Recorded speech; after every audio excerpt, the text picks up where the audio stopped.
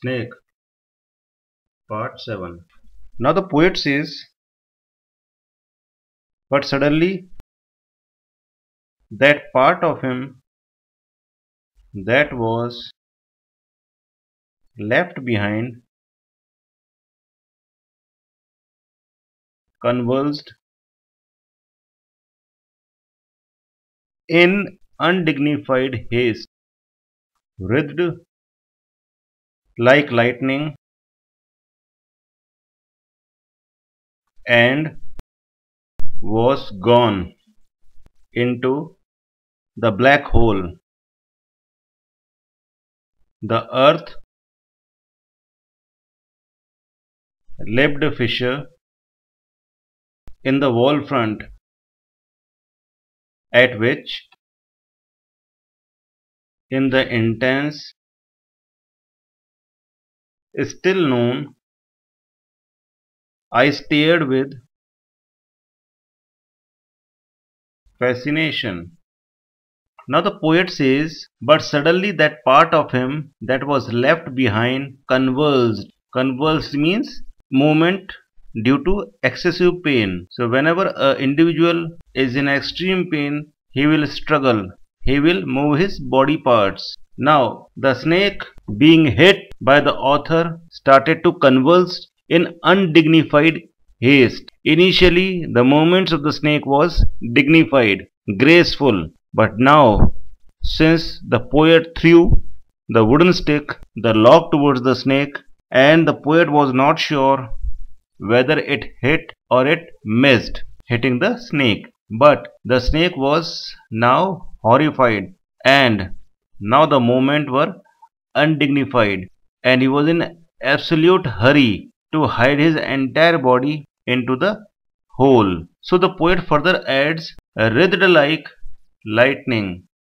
Lightning means very fast. Writhe means excessive pain. So with the excessive pain, he shook his body and then he moved inside the hiding place and was gone. And he just disappeared. Where he disappeared?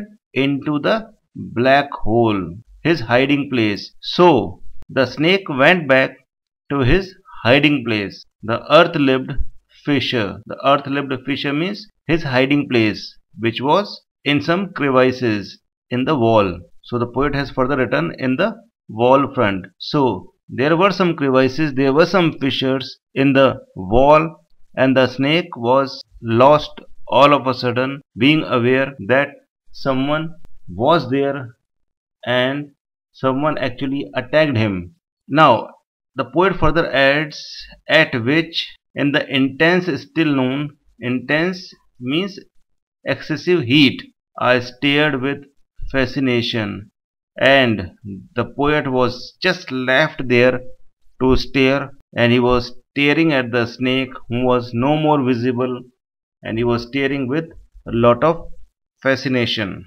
So we can say that the poet thought that the stick did not hit the snake, but the part of the snake that was still out of the hole moved violently and hurriedly. It twisted and moved like a flash of lightning and speedily went inside the black hole, which was in the crack in the wall where the snake had his home, where the snake lived. In the hot afternoon, the poet kept looking at that hole, charmed with deep interest. Now the poet further adds, and immediately I regretted it. I thought, how paltry, how vulgar, what a mean act. I despised myself and the voices of my accursed human education, and I thought of the albatross and I wished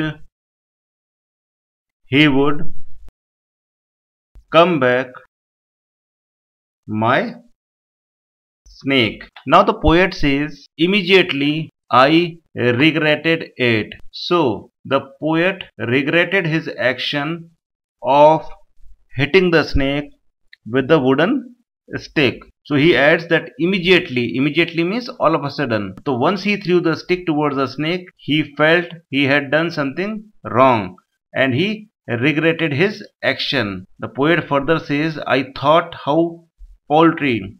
Paltry is worthless, useless. So how worthless, how useless, how vulgar. Vulgar is cheap, dirty. What a mean act. And he now started to reproach himself. He thought it was not a human act to hit someone on his back. I despised. Despised means he hated himself for his action and the voices of my accursed human education. Whatever he had learned so far in his lifetime, those learnings, those voices were reproaching him. They were cursing him that he has done a very mean and a very paltry act by hitting the snake on his back. Once he did so, once the realization came that he has done something wrong, all of a sudden he remembered of the albatross. Albatross was a water bird in the poem composed by S.T. Coleridge.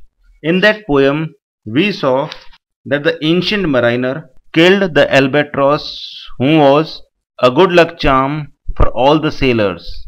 So the action of the ancient mariner was cursed by all the other co-sailors. The poem was the rhyme of the ancient mariner. Now, once he did this act, the poet was reminded of that poem and he was reminded of the ancient mariner and he was reminded of his act of killing that albatross, who was not at all at a fault. And the poet further adds, and I wished he could come back, my snake. Now once the snake was gone, he felt sorry because the snake had a lot of graceful moments in him. So the poet thought that now the snake should come back again from his hiding place. The poet further adds, for he seemed to me again like a king, like a king in exile, uncrowned in the underworld, now due to be crowned again. And so I missed my chance with one of the lords of life, and I have something to it, a pettiness. Now the poet says, for he seemed to me like a king. The poet says that to him the snake was like a king. Like a king in exile. Exile is a solitude. No one sees him. Now to the poet, the snake was the king, and he was the king of the underworld, the dark world, and he was uncrowned. People have not crowned him as a king, but for the poet, once he saw the graceful movements of the snake, he thought the snake was the real king, and he was the real king of the underworld. So he thought that the snake should come out again so that he can crown him again as the king. But the so-called king, that is the snake, was no more visible as he has gone back to his hiding place somewhere in the fissure. So the poet says, and so I missed my chance with one of the lords of life. For him, the snake was just like a lord, a king, an uncrowned king. And then he feels sorry and he says, I have something to expiate. Expiate means to make amends for something wrong. So he thinks that he has done something wrong, and then he says, I have to make amends for the pettiness. Pettiness is a mean act, a very cheap act. So the poet says that he feels sorry and he will try to make amends for his mean act. So we can say that the poet felt sorry and repented his action. He felt his action was cheap, worthless, rude and nasty. He hated himself and he cursed, and the cursed voices from within which had told him to kill the snake. The poet felt like an ancient mariner who had killed an albatross without any reason. He felt the same guilt and wished for his snake to come back again from his hiding place. The poet saw the snake like a royal king who had been departed from his kingdom, or like an uncrowned ruler of the mafia or criminal world, that is the underworld, who was now ready to regain recognition and his due. The poet feels by his mean action he had lost the opportunity to be in the good books of this ruler of life. The poet had to make amends for his mean act. That's all as far as this poem Snake is concerned. Thank you.